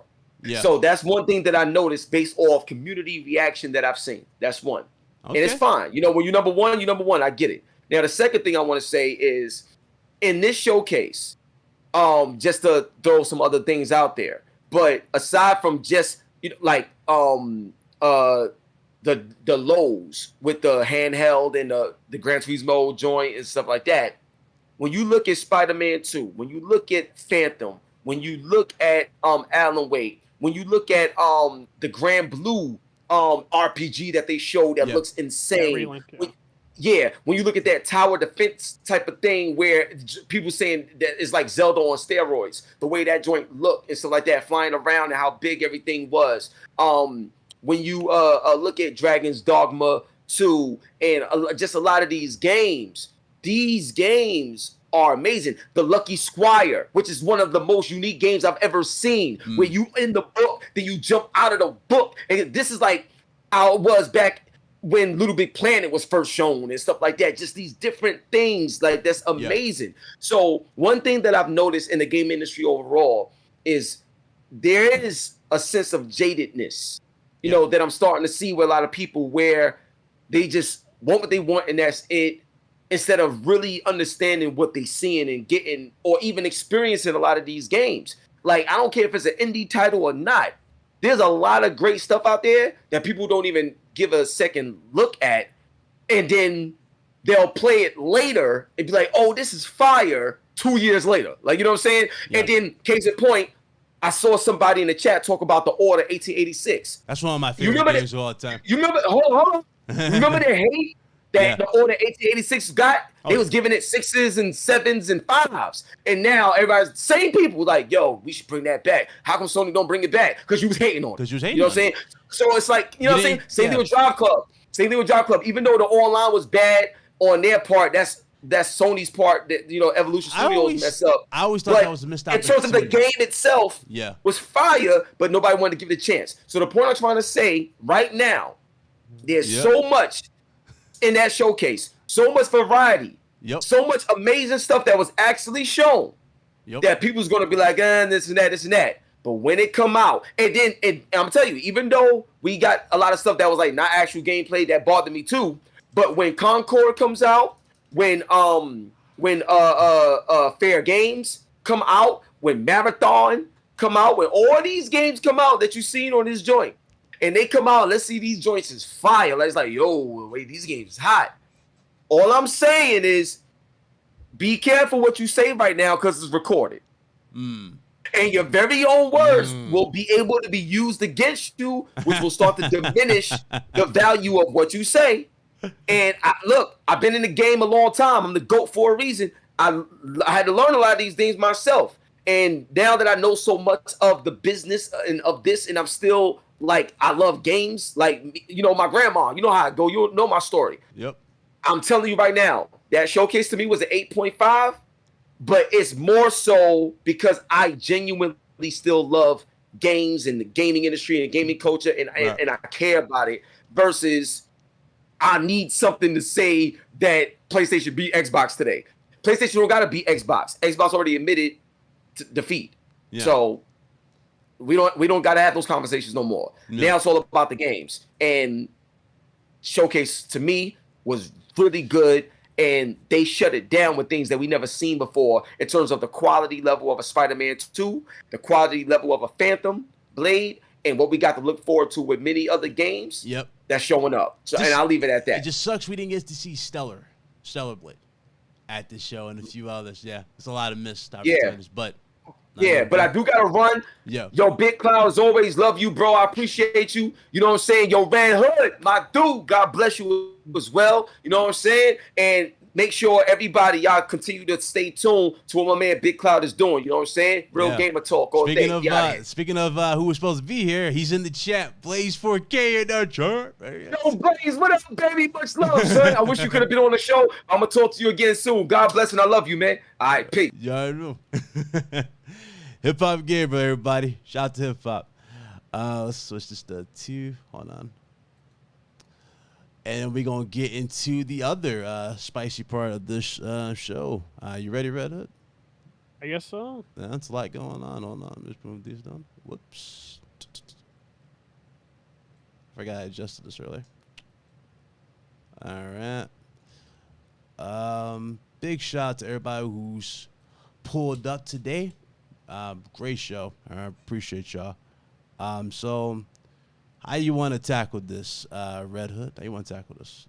Tackle exactly what? You got to be more specific. You got to be more specific. Are we talking our own opinions on the showcase, our own ratings, and then go into the Naughty Dog stuff? Yeah, what are we doing? Let's go ahead and do this. So we got HipHopGamer's rating. He gave it 8.5. I already gave you my rating when I talked about it yesterday. I gave it a 5. Mostly because the multiplats that we shown here, like the Alan Wakes and everything, are all available on Xbox. And Microsoft actually put out a tweet showing these same games on here. So it's not like none of these are exclusive to PlayStation or really, these could have been shown at any event and would have been here. So I've rated it based on what we saw first party. There wasn't a whole bunch there in terms of first party. There was some reveals, but like we just said earlier, CGI trailers do nothing for us. Spider-Man 2 was the only game that had actual long, crazy, lengthy demo section. So, yeah. But what was your rating for the showcase? I'm gonna be completely honest. I think I gave it higher originally, and then I like slept on it, and then I was like, dude. Because I think originally it was going to be like a 6. Yep. And then I thought about it. And then I was like, dude. Granted, like, did I enjoy some third-party titles? Absolutely. Yeah. But third-party titles are supposed to be complementary to the main, like, show, right? The main first-party titles, which didn't really show up. Yeah. And then I think about Phantom Blade. And I'm just like, it looked great. But it's been in development for a year. And I don't believe what they're selling. Yeah. I don't. Right. So, granted, if it comes out and it's exactly like that, can't wait because that means I have a game that I'm going to buy and enjoy. Oh, yeah. But that being said, I'm just like, dude, all they really showed in terms of first-party studio gameplay is Spider-Man. Okay. And granted, it was really good, but it was not enough. And like me, I'm at like a 4.5. Like me, you were big Spider-Man geeks. Yeah. We're huge Spider-Man fanboys. And like, it was good for a moment.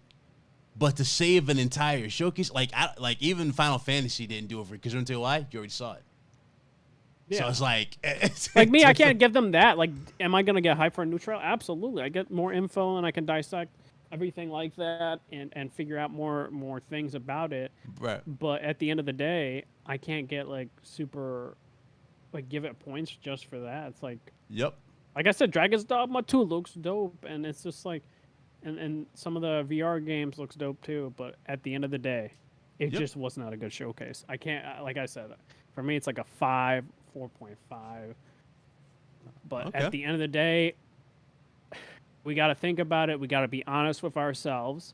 And of course, some people may like it, and I'm not going to take that away from them. They have their own opinions. Yep. But I don't feel like Sony should have been like, yes, this was something good to put out. I said, even after the show, discussing it with you, I was like, this could have been a state of play, and it would have been better. Yeah, absolutely could have. They could have condensed all this into a state of play. It didn't need us waiting 15 minutes. Like, the reason why this became...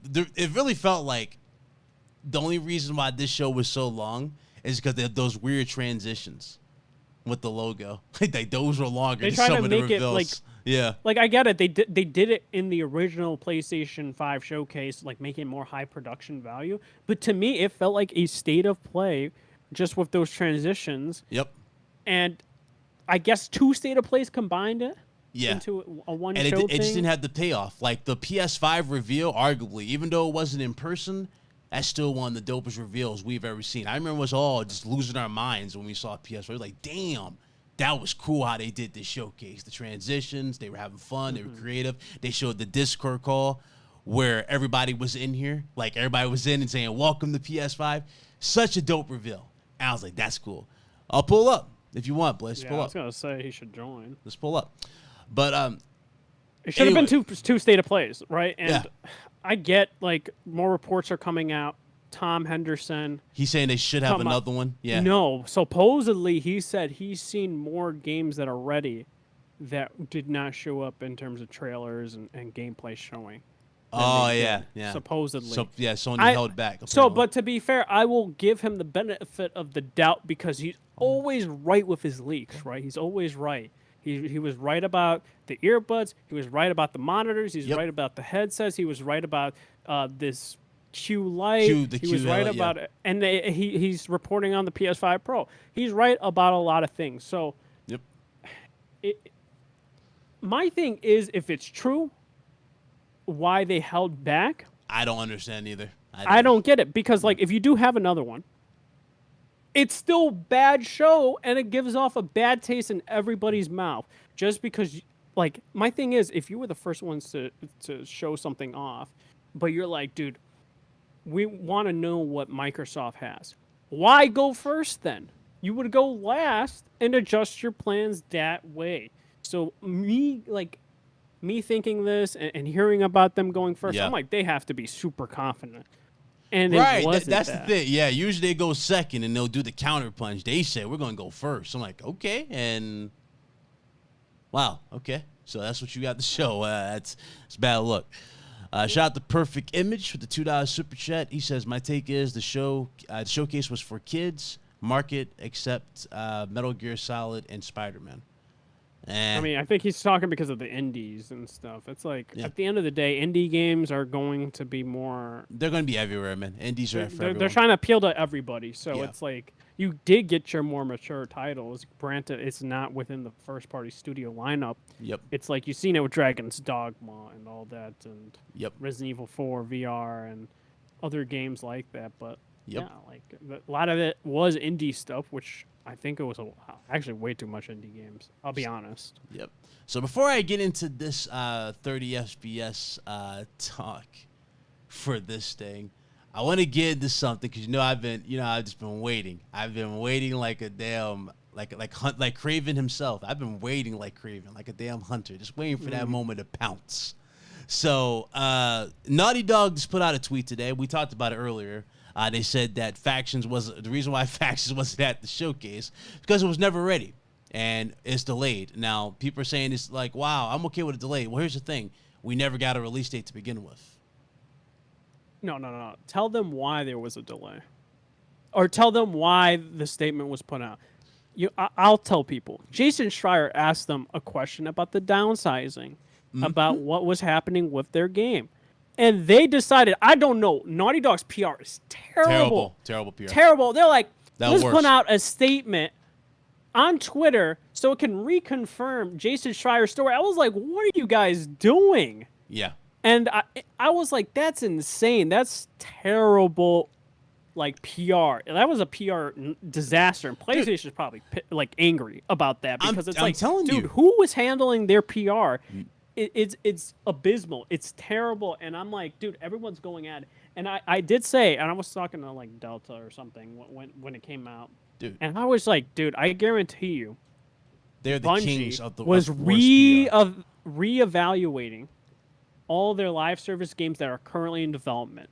Yep. And what happened to Deviation Games? Their game is probably canceled. Like, I don't think it's canceled, really talk about, but I don't know if it's canceled. That's a little offensive. Come on, bro. Like, 90 people? Yeah. Well, how many people got let go? 90 It was like 90, like 90 people. But that's a lot, bro. That's a lot. That's a lot. I don't think it's canceled. I think so.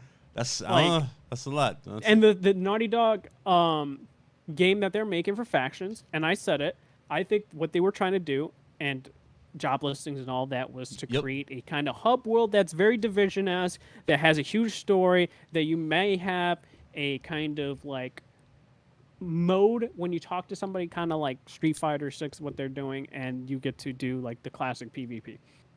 I think, like I said, Bungie saw their game and said, listen, this is not going to keep people engaged, and then that report came out.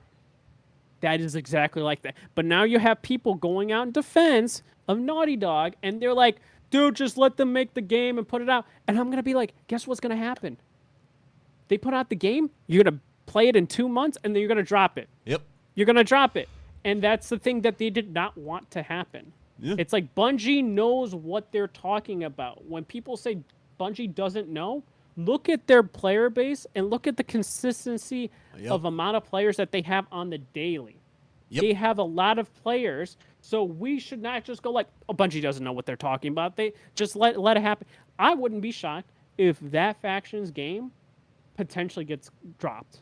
I wouldn't be shocked if that were the possibility, because they also announced their single player game. Y'all heard it. Y'all heard it. Red Hood live. He said, and I hate canceled. that. And some people are going to disagree with me about the whole situation, and me like saying Bungie knows what they're talking about, because they do know what they're talking about. How y'all feel about that? They understand about live service games. It's like, I'm sorry to tell you this, but none of these PlayStation studios understand about live service games. Mm-hmm. I mean, when I saw this announcement, and again, to go back a little bit into that announcement, they did say they're working on a single-player game, as expected, and the multiplayer, which is factions. But the single-player game, I'm guessing, is that one with the chick with the fire. She was in the cave. I'm guessing that's what that is. They said they're done with Uncharted, so I don't know what the hell that game is, but they're working on a single-player game. So they are working on that. So cool. Cool for them. Happy for them. Good. But to the dudes that came at my neck, you know, they had a lot to say about me personally, because I said Last of Us Remake, you know, the game that had factions included for the longest time, that got it, you know, ripped away, and we just had accessibility settings thrown in, and it didn't have factions whatsoever. And dudes saying that it's okay for them to charge you $70 for that. How do you feel now? What I said, it needs factions. Last of Us 2 should have had factions. Now it's 2023, and the dudes who are demonstrating saying we're going to get factions this year. First of all, you were never going to get factions this year. You're going to get an update on factions this year. That's what you were going to get. Is that the update people were thinking? And now this is the update you're not going to get. So 2025, you'll probably get the update or reveal, and in 2020... That's being hopeful, yeah, because that game might get dropped. I'm saying, or 2024, I'm sorry, you might get the update or reveal for it, and in 2025, you'll get the release. So that's how long. In that long wait time, you could have had factions for Last of Us Remake, and it would have been better. That's why I'm saying, I think technically you're being very hopeful, because hearing about this report, it's like it's not looking good for their multiplayer game. Because at the end of the day, you might not get a faction. That's true. And now you... I'm gonna be hopeful. Really have the PS4 version of it. I'm gonna be hopeful. I'm gonna be hopeful. I'm not even gonna jump on that. I'm gonna be hopeful. But the fact that I'm saying that for that reason alone. It should have happened. We could have had it. Dudes that just accepted mediocrity are the reason why we're in this situation as it is. And that's the point. Stop accepting mediocrity. Demand better. Simple as that. To go back to this, we put out the poll. Over 100 plus of you guys voted on this poll. And it says 190 people voted on this poll. Shout out to y'all. We have 65% saying that this showcase, they did not like the showcase. Good. That's pretty good. That's pretty bad. Or that's pretty big. So you said, I see what you did there. You caught yourself. But no, that's good. I think overall, majority of people are very vocal about it. I don't know whether or not Sony got the message. That remains to be seen. And it's a good thing that everyone came together and said it was not that good. And hopefully going forward, they learn it, but remains to be seen whether or not they learn from their mistake.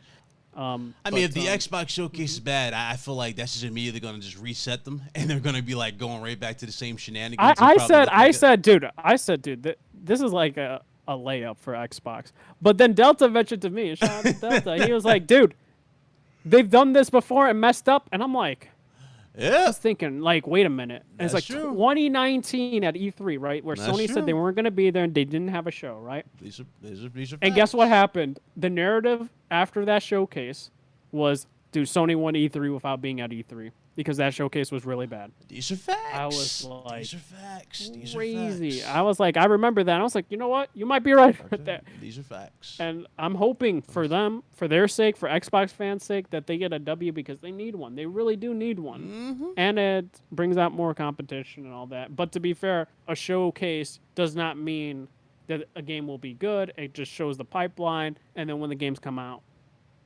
we'll find out the quality of said games. These are facts. Number facts. But no, the Naughty Dog PR, I'm going to be honest. I think Naughty Dog PR is terrible. And I do think someone needs to be replaced for Naughty Dog After the PR. leaks with Part 2 and just the situation with Last of Us Remake as well, because that got leaked, then you got this situation. It's like, bro, no, they're not, Naughty Dog's not being treated like the king. They're just not. They're just getting the worst. Well, yeah, but like some getting people the are like, worst. why aren't you listening to Naughty Dog over Bungie? It's like Naughty Dog makes really good like single player games. Don't get like, but they don't know anything about live service games. Yep. Bungie Then that does. terrible leak that happened. Mm-hmm. Yeah, you remember the leak with what's his name? That other joint they did.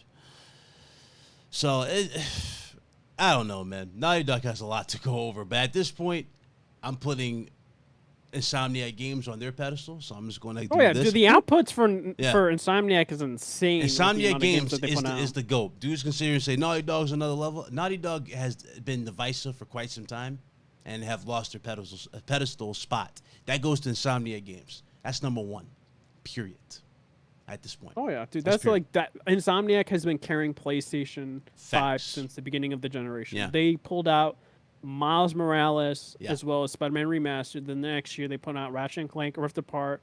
And now this year, they're putting out Spider-Man 2, most likely. And then maybe Wolverine 2024, 2025. Maybe, yeah. That's a big if for 2024. It's Wolverine. But they're hoping for 2024. And then you got the other one I'll put in second place for this case would be Sony Santa Monica, hands down. Sony Santa Monica has a better track record at this point than Naughty Dog. That's where I'm at right now. But anyway, and no, I'm just moving away from it. But like I said, like, and Delta's bringing up, which we brought up earlier, it's like PlayStation, tone deaf when it comes down to the showcase, but they're smart in other aspects. Like I said, they listen to Bungie. Yep.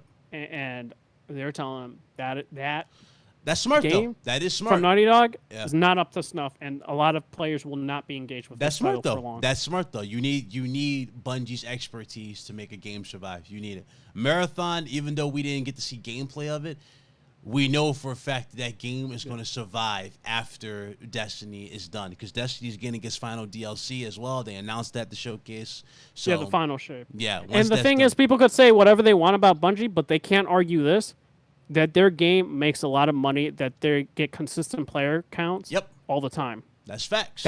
Those are facts, and you can't argue that. You could feel whatever you weigh about Destiny or current Bungie, but they understand how to keep players engaged, and always to keep players engaged. Oh, yeah.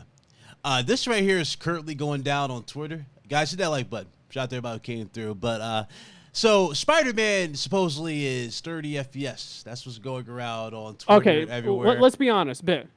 Miles Morales, they showed it off, right? That was 30 FPS, right? Yeah, it was when they get ray tracing. Yeah, they were showing off the ray tracing. All right, so I'll be honest, right? They're doing the same thing that they've done in the past. It's staple. They do that all the time, and they'll show 60 FPS. Now, if it turns out it's 30 FPS only, yeah, then there's a problem. I know some people make the point, and I think Delta made it once, that if they didn't advertise the game at 60, it's not as bad as something like Redfall when you have 60 FPS on the box. I agree with that point. But I also think, this game should have a 60 FPS option. It should absolutely have one. It'll definitely have an option. But I believe in them. They haven't made me lose trust in them. Yeah. So it's I don't know why the conversation's being brought up until they actually make an announcement that it's only 30 FPS. Then yes, we can have that talk. But they have not announced that. So I don't know where this is coming from. I don't know who brought it up, and I don't know why this is a talking point where other things should be discussed, like the showcase and Naughty Dog's Factions game. There is only one thing I will say that it probably won't have, and I think that's mostly because it was easier for them to give us this because they just remade the PS4 games, which was Spider-Man 2018 and Miles. Or actually, no, Miles was new, but you know what I'm saying? They remade them and it's just to port them. But basically, the thing I don't expect in here is a performance ray tracing mode like we got for those two games, where it was 60 with ray tracing turned at medium to low. I don't think we're going to get that, maybe, because the way how expansive the world is, how bigger it is, how more is happening going on with that. I don't think that's going to be there. I expect it just to be either a straight 30 FPS with a ray tracing, and then you'll have the ray tracing off with a 60 FPS option. For that even smoother, faster experience. And that's what you're going to get in the final build, which I'm okay with. I'm actually okay with that's the case because how fast the game moves right now, 60 FPS, I'm sold. Yeah, the only like complaint, and I think I mentioned, I think there is like subtle improvements with Spider-Man 2 over Spider-Man 1 or Miles Morales. Yep. And I know people have done the comparisons between the two, but I will say the criticism, is the water and stuff like that. I don't think the water looks the greatest. I don't think it looks. It looked good. It looked fine in certain shots, but others it was like kind of off. It looked pretty. Like, it looked a little off in certain shots. But whether or not they'll have it done and make it look good enough by the time I'm pretty sure they will. the release, I don't know, because I don't know whether or not how old that build is, or that's an old build that they're showing off. Yeah. And we kind of noticed that with a couple games that they kind of like show off, and it's like, this is an old build, and then you start seeing better visuals with a different build, or closer to launch or something like that. So that could definitely be the case. Now, do I think it's going to be a vastly? I think these games, I'm gonna be honest, that people were like, "Yo, where's the next gen leap?" I don't think you're gonna get those graphical like huge leaps that people think. I think that we kind of plateaued.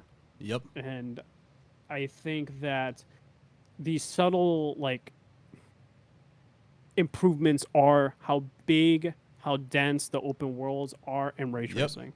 I know like a lot of people don't want that or hear about that, but I think those are the things that are going to be improved upon, like previous gen going for current gen games. I don't think you're going to have this huge leap of graphics that people think or want, really. Yeah, I can see it.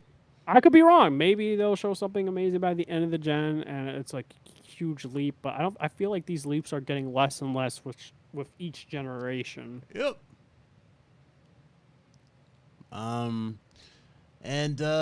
Shit. The last thing here. I mean, again, that's all I gotta say on that. But the last thing here. There's a bunch of articles going around saying Sony held back on the showcase. Well, that was the Tom Henderson one, which we kind of said that. Yeah.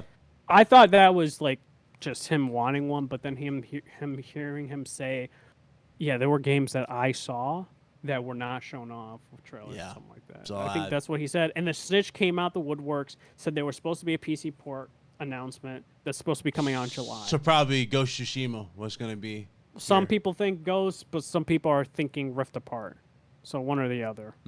Toss up. Okay. Could show up at Summer Game Fest. I can see it. You know, honestly, Summer Games Fest usually doesn't have a lot of crazy announcements, so maybe they did just sign a deal with Jeff. It was like, you know what, hey, we'll give you the PC announcement, because I think they got that. I think that Returnal. And also Death Stranding 2, I think, is what they gave him. Sadly, I think personally Death Stranding 2 should have been at the PlayStation showcase. But that's going to be. They honestly really needed it. PlayStation definitely needed it, and it could have benefited from it, but I mean, it is what it is, and that's going to be at the Game Awards more than likely. One or the other, I think, because they Death Stranding was shown off. Granted, it's the director's cut at Summer Game Fest, but I think if Jeff wants to have a really blowout first show, I think Death Stranding 2 definitely should be there. These are facts. That's just me.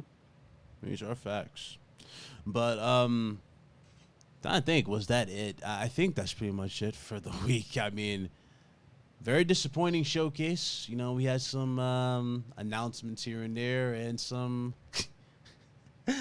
not even surprising announcements, and some Cobra. So you had it all in 1 week. So you want to shut it down, brother? I guess time we can just shut it on now. Yeah, I don't think there's anything left to discuss. Yeah, nothing to talk about. I mean, that was the big thing was really going on, was like what happened today, which made Twitter ablaze, and the showcase. So So shout out to everybody who came through. Hope y'all enjoyed the show. Shout out to HipHopGamer. Great conversations. Always great to have him on. And, you know, he always brings that energy. He always brings that passion. So it's always cool to have him on the show. It was good to chop it up with him. It's been a while, so I was glad to have him on. Unfortunately, the showcase didn't deliver what we were expecting and what we all come to expect from PlayStation. So it didn't deliver on that aspect. But there is, hey, man, there's always another time, I guess. Maybe we'll get another not showcase, but a state of play. I don't know, man. I'm trying to find something, but we got Spider-Man, we got some stuff, so whatever the case may be. But yeah, that's pretty much it. Let's go ahead and do our outros and get on out of here. Red Hood, tell people to find it. Yeah, you could check me out on Red Hood 420 on Twitch. I might be making a couple videos on the Metal Gear Solid Delta Snake Eater. I don't know. I'm debating whether or not I want to like do a PlayStation Showcase review video. It depends at this point. But you could check out YouTube at Red Hood 420.